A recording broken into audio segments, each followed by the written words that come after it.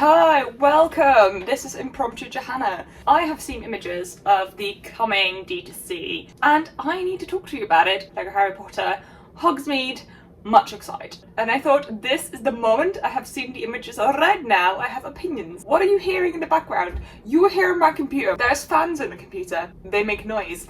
But I can't turn it off because I'm looking on my computer. Word of warning.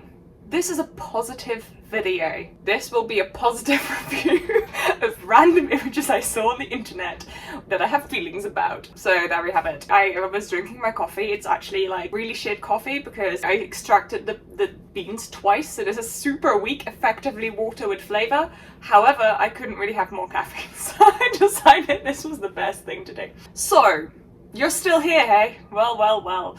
How lovely. So I'm talking today about the Hogsmeade Village D2C set. So D2C stands for direct to consumer, so it's basically going to be a Lego store exclusive, at least initially. This has put me in the mood of 2020, Johanna just got back into Lego, feeling much hype.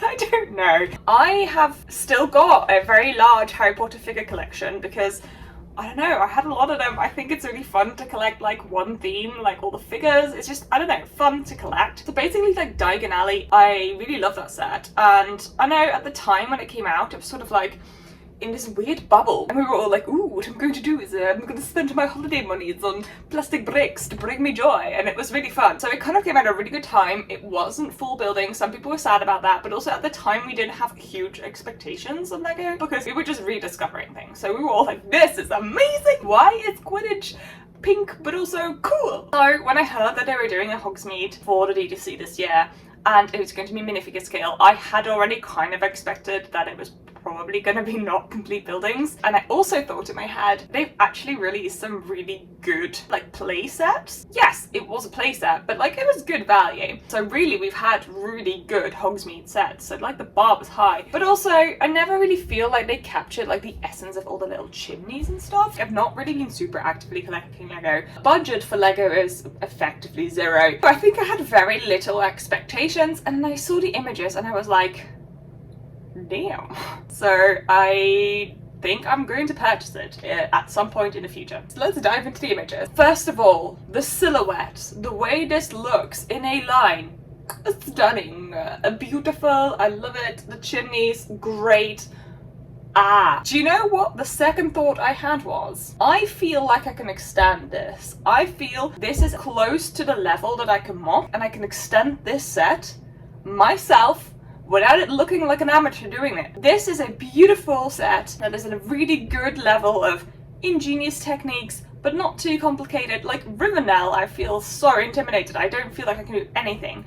But with this set, having a bit of fun mocking, using what I have, adding on to this set, it invites me to not only build and display this, but continue to work on it. And I think that is currently, in my opinion, the strength of this set. Because my problem has been with Lego recently is like I bought the set, I built the set, and then that was it. That feels really poor value and I missed sort of the play. And this to me is inviting me like already to expand it. Like I obviously want to do what I did with Diagon Alley, add a little street in front, but also like I want to make it longer. I want to build some of the like just residential houses. I want to add more of the chimneys. I just want to keep going with it. It's so pretty. So yeah, I'm very excited about it. So obviously we are seeing the like very classic snowy Hogsmeade scene. The few things that stood out to me is the three broomsticks and honeydukes are like the main focus of the set, which actually we've seen already in a really good playset. But I have to say they look really good. How do I feel about them using like the frames for the windows in honeydukes rather than like the stickered one in this playset?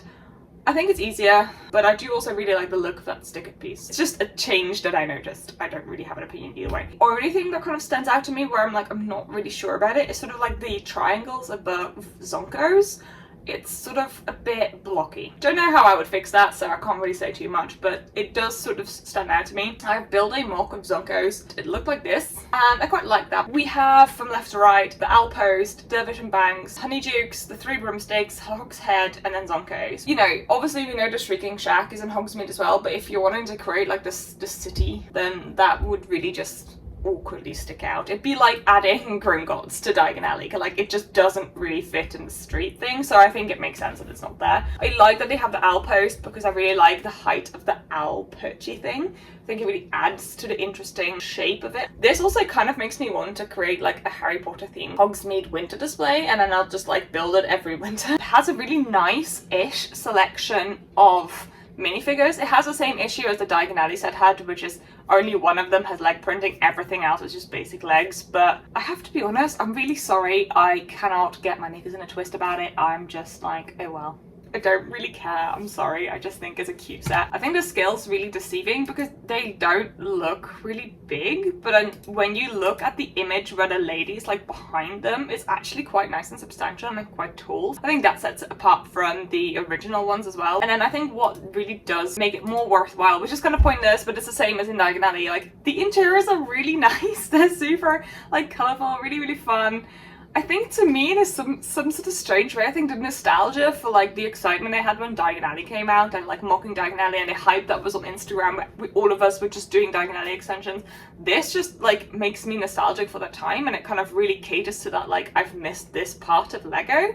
So it's making me just really excited for this to come out. Really love that we get like a really good Hogshead. I like that we get Aberforth Dumbledore, not just in an advent calendar. I had like a mocked-ish version of Hogsmeade, so I'm gonna have to dig out all the parts of that and like use it to like do some work. Like, it's an expensive set for sure, but like if you don't want to buy it, like don't buy it. I think I'm gonna spend my money on this. I think it looks fun. It makes me excited about Lego, it makes me excited about mocking, it makes me excited about sharing this with like people. Just makes me excited. I don't know, to me this is what the essence of Lego is all about. It looks beautiful, it's a great display piece. I have a shelf I could put this on. I can mock this. It is igniting the spark of creativity, multi-purpose, because the reason I collect Lego is because it's not just a display, it's something I can actively make alive and add on to, unlike different things like Pop Funkos which you just put on display. I want to actively have a say in what the set looks like. I want to be mocking it, I want to be changing things. That is the point. I never said this video was gonna have a start, middle and end, okay? In case you're now typing in the comments like, Jesus Christ woman, like what is your point? I don't have a point. Actually, I think the only point I'm gonna make is I'm excited about the set. I think Lego did a good job. I happy. My wallet not happy. Oh well. You're all like, okay woman, we get it. Also, I really just wanted to make this video because I haven't felt this excited and just upbeat and positive about a set for ages. I was just a bit negative about Lego for ages, and I didn't feel like sharing that because it's kind of pointless. And if you don't like it and you think it's a waste of money, then that's cool. That's fair. This is just my opinion that I've just raved about for close on 15 minutes. So yeah, that's what I think. If you think the opposite, that is cool. It's fun to be excited about things. There is very little things currently in my life that I'm excited about, so I'm really just gonna hold on to the few things that make me excited, okay? Perfect. Thanks for listening to my TED Talk. I appreciate your existence. Have you been working on anything fun recently? Is there anything Lego-wise that like has reignited a spark for you? Is there something that you've like decided to do instead? I don't know, like let me know. Alright. I'm a bit out of breath. Let's drink my cold coffee. Woo. Thanks for coming to this casual chat. I'll be back with some other video, aka I may have already been on your screen talking about what I'm currently collecting, as well as just other random videos that I decide to make. Yeah. No regular programming will continue. I shall appear when I appear. Goodbye. Hello. Come across like I've had like so many coffees. I've only had two, I promise. And this is the second, it's not even gone.